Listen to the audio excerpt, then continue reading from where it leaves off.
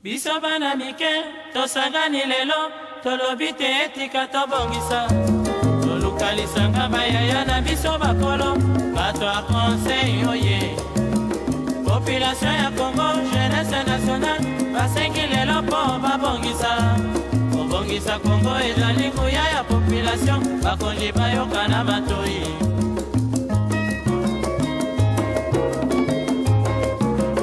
Kobongisa mboka eponi motu te. Moto nyonso na mosala. Aha, tolukaki lipanda, tobongisa pe yango.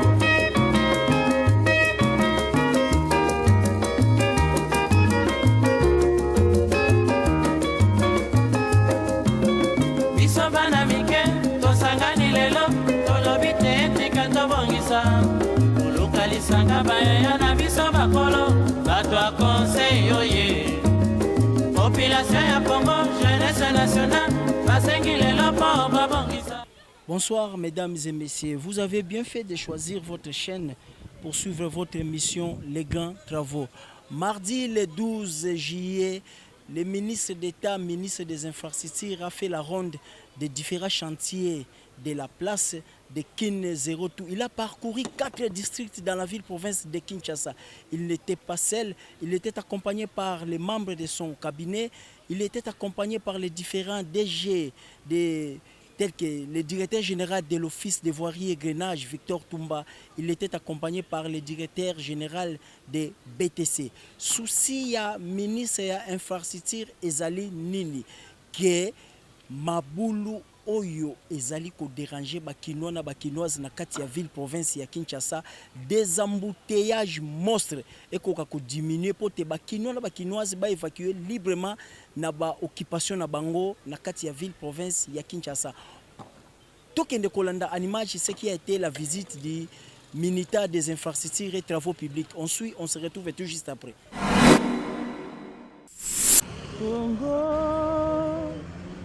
Kongo nde mboka ngo mokengeli mboka ngo mokengeli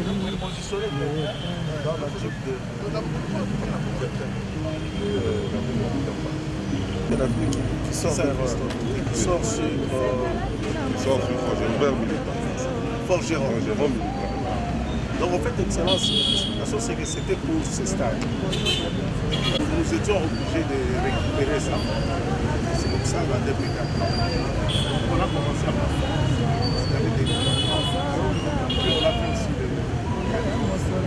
Mpembe ya nzoku, Kongo ya bwanya, kasa ya mbila, Kongo ya makasi, moto ya nkoi.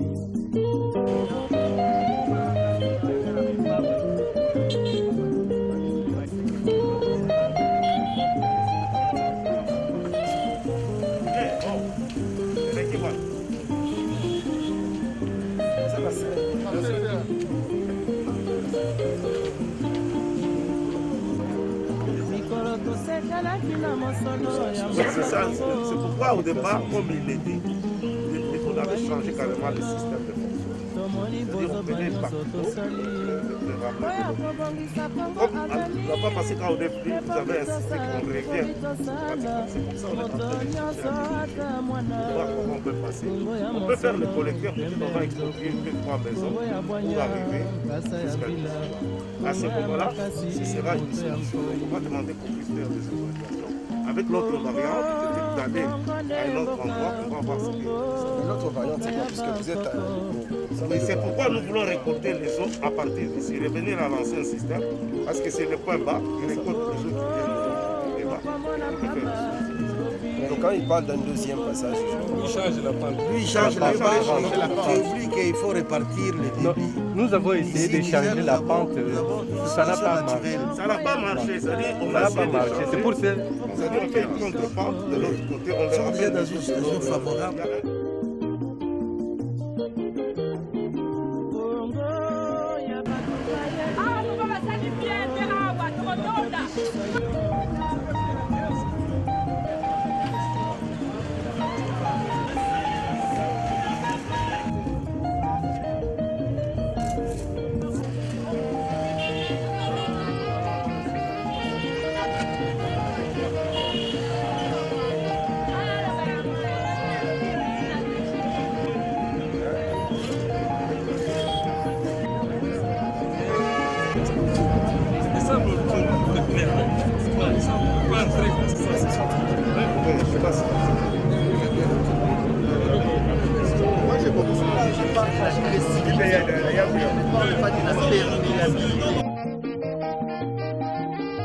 La félicité kaka mpona route na biso sekoma ovd azosala mosala na ye malamu tofélicité ministre na biso mpe mokonzi na biso ya mboka oyo azokamba biso prince na biso oyo ezalaki boye te sikoyo ekomi bien nzela oyo route sekoma ekobimisa baperesable ebele mpe nyonso oyo ewutaka bakongo nyonso ebimelaka boye.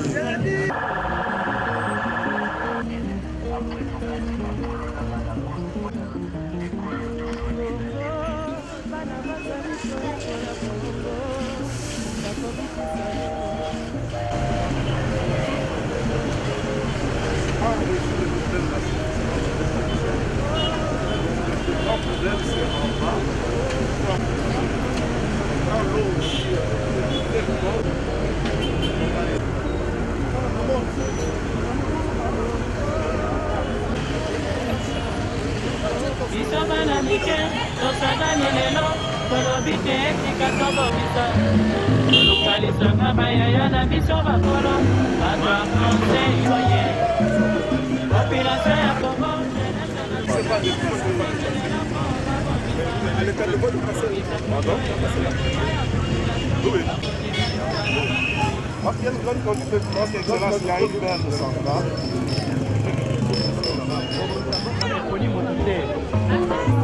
moto nyonso na mosala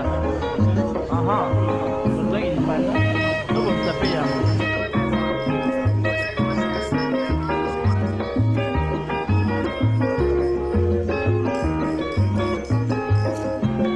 biso bana mike tosangani lelo tolobi te etika tobongisa tolukalisanga bayaya na biso bakolo bato ya conseil oye population ya Congo jeunesse nationale basengi lelo mpo babongisa kobongisa Congo ezali nguya ya population bakondi bayokana matoi bato ya Congo oye bato ya Congo oye bato ya Congo oye mwana Congo bato ya Congo oye yoka lelo bato ya Congo oye bato ya Congo oye kino maso bato ya Congo oye karaka na bimu bato ya Congo oye kamboka o bato ya Congo oye kino komerso bato ya Congo oye bamilisien bato ya Congo oye unino banyu bato ya Congo oye tena primaire bato ya Congo oye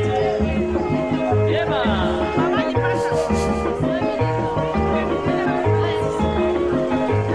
oyo mboka kitoko Congo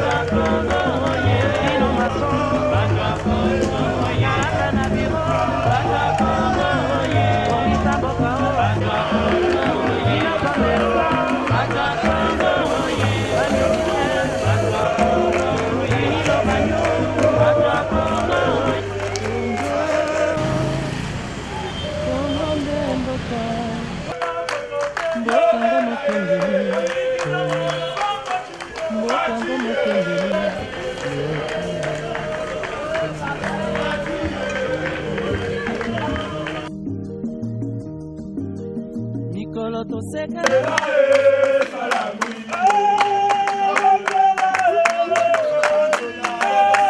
Banzela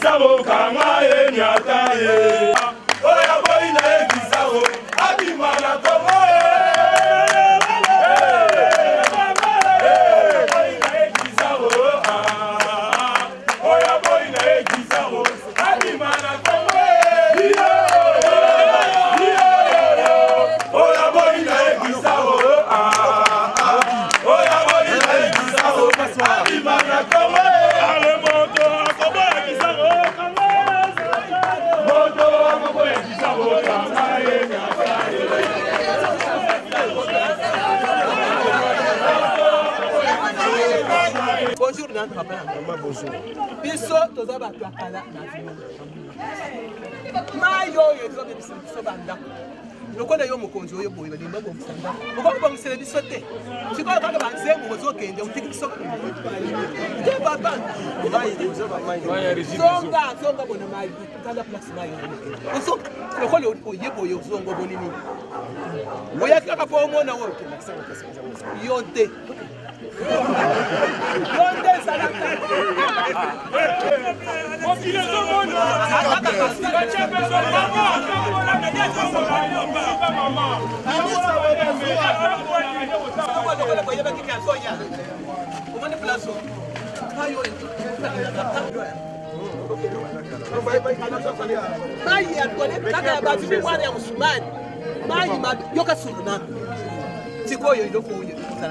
Gado ko da nzangu to suka mayo ipana ko tuna tongwa oye zanza na tongwa na yena mwani bazo sada na bato mwando itiba msusu na tuni bango mayo yo ya salite ya toilette ezo bimela bisi ele kate chance pe oye yo moko yo kana msobi ya mayo ezo utana fini msubai avant ko tuba sala biloko mwano oye azate na yena tuni papa ozo sala nse zelo yekobe bona nini bopesi na direction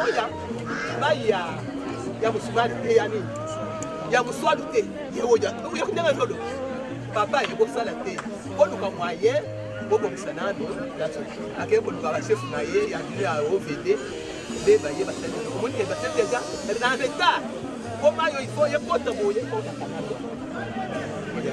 dada ko dada lwa ifo mayo dada sika basali ko mayo yo dada ya salite. Ça c'est bien. Les autres trucs, il faut le taille pour ça. Le problème est que c'est des faux. Il faut y avoir des rapports. C'est qu'on a maille. Comment il y a des rapports? Ah ouais, il y a ça. Il y a ça. Mais ça, où ça va? Si bien que maille est au bout de la moussba, ça là. Avenue, il y a ça. La moussba, le monde dit c'est d'aliko. Yo Zaliawa. Yo Zaliawa. Si moi maille est au bout de la moussba. Mais pourquoi vous avez branché les eaux usées et les eaux de ruissellement? De l'autre côté, quand il pleut, il y a une grande quantité, un grand débit. Alors, les gens du dessus là-bas, ils ont profité de se brancher dans ce canal. Non. Donc nous, présentement... On ne fait pas faire les eaux usées et les eaux de ruissellement. On n'est pas dans un système de goût unique. C'est un système de goût séparé. Donc on ne peut pas prendre les eaux usées et les eaux de ruissellement, on les met ensemble. Donc il faut demander qu'on branche, les gens n'ont qu'à arranger leurs problèmes dans leur parcelle. Ce sont les référés eux-mêmes. Ah non. DPK. Mais il faut voir ça, c'est une situation anormale. C'est une situation anormale. On appelle le bourgmestre, je vais appeler le bourgmestre. Comme ça, vous voyez avec lui, qu'on demande à ces gens qui branchent les eaux usées, qui n'ont qu'à arranger avec les faux sceptiques dans leur parcelle. On ne peut pas enlever sur le plan hygiénique, ça ne colle pas. Même dans les dimensions, on n'avons pas tenu compte des eaux parce que... Oui, mais... Tu as DPK Bazalia. Donc, il faut... mpe na kozonga koverifie solution nini bazwe libre. biso bana mike tosangani lelo tolobi te etika tobongisa tolukalisanga bayaya na biso bakolo bato ya conseil oye population ya Congo jeunesse nationale basengi lelo mpo babongisa kobongisa Congo ezali nguya ya population bakondi bayoka na matoi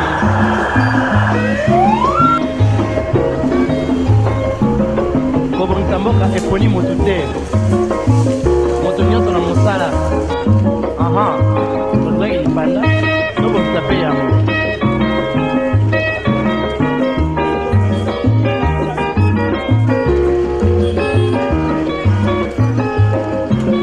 biso bana mike tosangani lelo tolobi te etika tobongisa tolukalisanga bayaya na biso bakolo bato ya conseil oye population ya Congo jeunesse nationale basengi lelo mpo babongisa kobongisa Congo ezali nguya ya population bakondi bayoka na matoi bato ya Congo oye bato ya Congo oye bato ya Congo oye mwana Congo bato ya Congo oye yoka lelo bato ya Congo oye yakale mote bato ya Congo oye kilo mason bato ya Congo oye karaka na bibo bato ya Congo oye. Bongo bandeko balandi ya émission les grands travaux mituna na bino to ba préoccupation na bino o botunaka tokendaki kopose yango ministre ya infrastructure bakinois na bakinoise baza komituna tango nini bakozwa kimia na makambo oyo etali mabulu na kati ya ville province ya Kinshasa. Bongo tokende kolanda réponse ya ministre ya infrastructure et travaux publics ndenge à répondre bakinois na bakinoise nyonso. Nous avons consacré ce jour à la visite des différents chantiers ouverts dans le cadre du projet Kinshasa Zéro Trou. Et la visite de ce jour nous a conduit dans 3 districts. Nous avons commencé par le district de Tchangou, ensuite Funa et ensuite Moamba, et nous venons clôturer ici à la Funa. Cette visite nous a conduit à visiter les chantiers sur la première entrée Njili, où nous avons vu qu'effectivement l'OVD qui est en charge des travaux a pu achever le linéaire qui lui était confié, à peu près 3 km. Et aujourd'hui, la circulation est totalement refaite. Et ensuite, nous sommes partis vers le boulevard de Kinkole. Et là, également, les travaux sont en cours. Il faut juste signaler que les travaux avaient commencé par la prise en charge d'une érosion importante qui menaçait effectivement les ouvrages, l'ouvrage que nous voulions faire, donc la réhabilitation de la route. Et au terme de cette étape, nous sommes allés sur Bosango. Bosango qui est également pris en charge par une entreprise de la place, CGCD. Et là, il y avait un constat qui était fait où il y avait des inondations. Disons, on va dire que la route s'était dégradée à cause du ruissellement des eaux qui venait essentiellement du dépôt de... comment s'appelle cette entreprise? Sotraz. Et donc, il y a eu des interventions qui ont été faites. Et aujourd'hui, on peut considérer que le problème est résolu parce qu'on a fait des ouvrages d'assainissement, des caniveaux pour pouvoir canaliser les eaux et que les eaux ne continuent pas à dégrader la chaussée. Ensuite, nous sommes allés vers l'entrée de Matete. Là, un ouvrage très important qui a été réalisé, le pont Matete. Il y a un ouvrage, je pense quand même considérable, qui a été fait. Et nous avons pu faire le constat que là aussi, les travaux sont très très avancés aujourd'hui. Le seul petit souci que nous avons, c'est le souci avec les réseaux des régies, des autres régies telles que la SNEL et la régie des eaux. Et une fois qu'on aura réglé ce problème-là, je pense que dans les 2 semaines qui vont suivre, on pourra achever également les travaux et ouvrir cette chaussée à la circulation.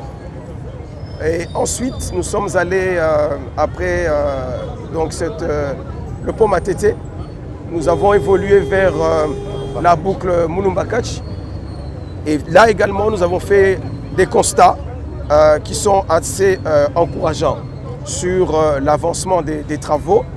La population est venue vers nous et nous a posé des problèmes en termes d'assainissement. Et nous avons été interpellés par une maman. Nous sommes là effectivement pour travailler pour la population. Et nous avons également pris de nouveaux engagements sur les assainissements là-bas. Les travaux qui étaient prévus dans le projet sont pratiquement achevés. Il reste à peu près 100 mètres à asphalter. Le reste est déjà achevé. Mais nous avons pris l'engagement devant la population de trouver une solution à la problématique d'assainissement parce que les eaux de ruissellement pouvaient créer des dégâts. Et là, nous avons chargé l'OVD qui est là avec le BTC de réfléchir sur une solution par rapport à cette problématique des eaux de ruissellement. Ensuite, nous sommes déportés vers l'avenue Université, où là, vous savez que l'avenue Université, c'est une artère importante qui est censée fluidifier le trafic dans ce district du Moamba. Et là, nous avons pu constater les travaux qui sont en cours de réalisation. Il faut dire que cette partie de la ville est une partie qui est souvent confrontée à des problèmes de remontée d'eau, de remontée capillaire. Et donc, il était absolument essentiel que les ouvrages à réaliser, la chaussée à réaliser, soient une chaussée rigide. Et nous avons pu faire le constat que c'est dans ce sens-là que les travaux sont en train d'être réalisés. Et donc, les travaux sont bien avancés, là également, et nous allons poursuivre ainsi jusqu'à la jonction avec la route ici où nous sommes, Victoire. Nous avons levé l'option d'éviter de faire des travaux en chaussée souple, mais aller vers la chaussée rigide parce que nous pensons que c'est ça une solution qui soit une solution définitive pour cette artère de l'avenue de l'Université. Alors nous venons chuter ici sur l'avenue Victoire, là où nous clôturons cette journée pour aujourd'hui. Nous poursuivrons cette visite dans les jours qui viennent, je pense, si Dieu le veut, jeudi.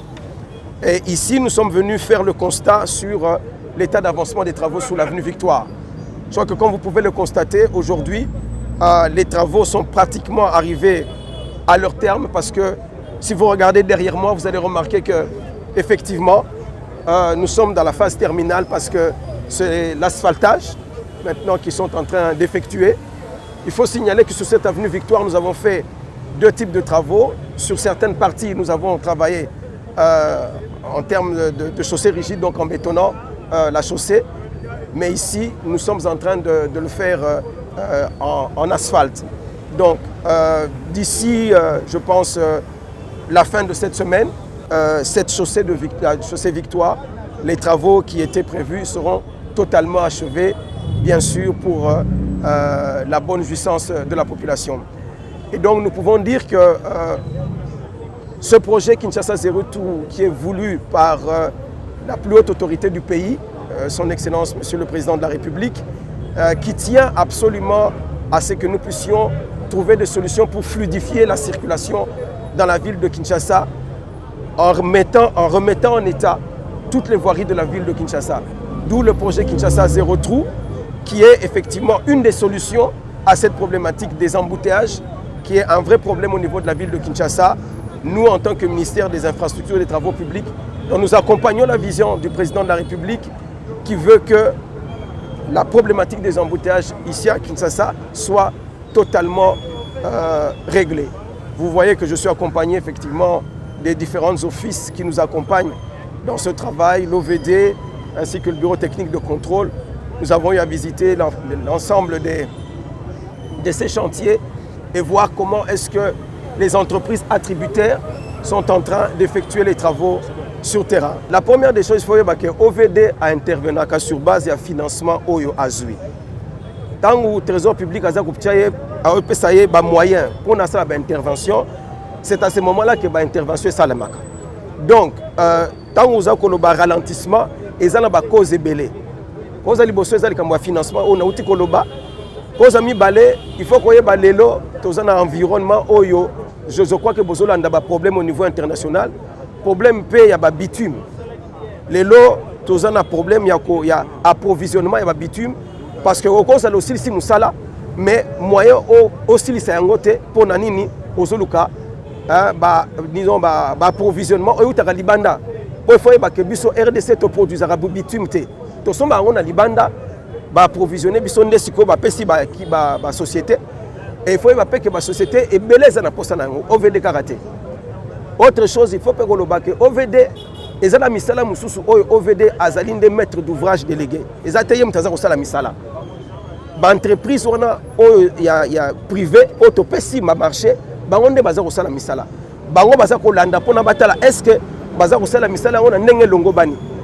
Donc on a ndena pesi no moi mukuse moi ba cause ko yo tinda ke omona air moko moi retard eza na misala mais eza pona ba élément on a uti ko pesa aussi ko. Excellence pona ko sukisa ba kino musu ba biba kotsa bango na ndako Kisaro Kinshasa 0 trou bazomo nozo tambola pona kolandela misala kasi ba bito tuna ekosila mukolonini otambola mingi ba phase ezalaki ya liboso ya mibale opesa ba imboka précision pona yango ba date opesa ki pona misala sila kasi ba omona yo ozaka na nzela pona kotala ezotambola ekosila mukolonini.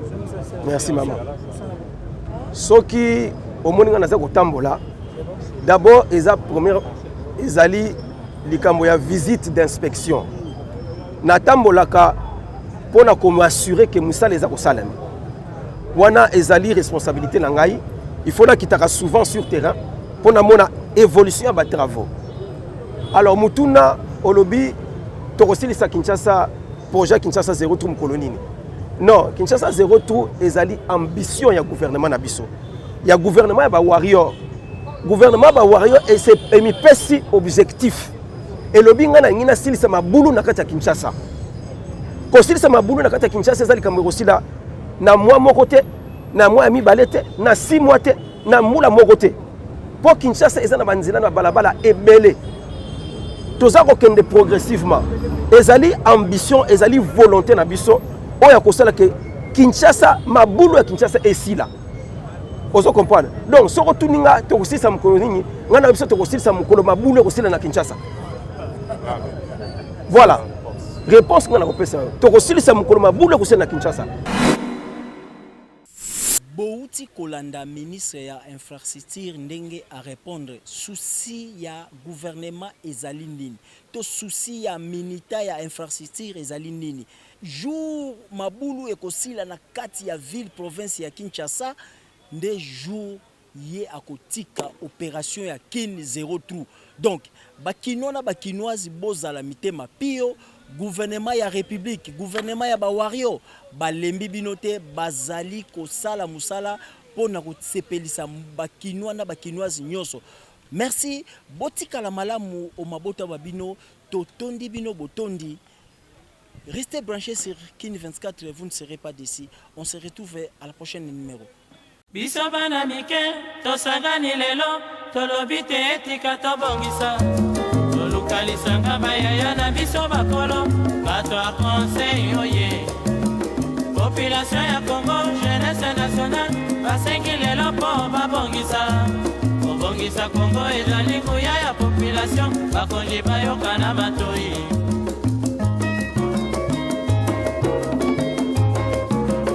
kobongisa mboka eponi motu te moto nyonso na mosala tolukaki lipanda tobongisa mpe yango